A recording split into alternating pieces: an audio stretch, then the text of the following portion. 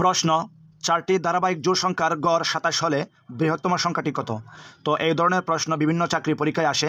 তোমরা এগুলো মুখস্থ করলে হবে না, তোমরা বেসিক থেকে শিখবা। তোমরা যদি বেসিক থেকে শিখতে পারো তাহলে তোমরা এই অঙ্কটা সমাধান করতে পারবা। শুধু এই অঙ্ক না, পরীক্ষায় যে কোনো অঙ্ক আসুক তোমরা বেসিক থেকে শিখলে তোমরা সমাধান করতে পারবা। তো আজকে আমি এখন তোমাদেরকে দেখাচ্ছি এটা কীভাবে সমাধান করবা। তাহলে আমরা চারটি ধারাবাহিক জোড় সংখ্যা নিব প্রথমে। যেহেতু 27 গড়, অর্থাৎ চারটি জোড় সংখ্যার গড় 27, এটি মধ্যম।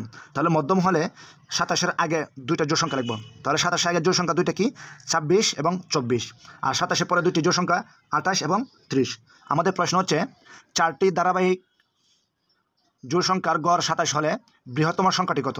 দেখো আমরা এখানে চারটি ধারাবাহিক জোড় সংখ্যা লিখেছি। যেহেতু 27 বিজোড় সংখ্যা, তাহলে বিজোড় সংখ্যা বাদ হবে 1 2 3 4, বিজোড় সংখ্যা বাদে 4টি। তাহলে এখানে বৃহত্তম সংখ্যা কোনটি? এখানে বৃহত্তম সংখ্যা হচ্ছে 30। তাহলে সঠিক উত্তর কোনটি?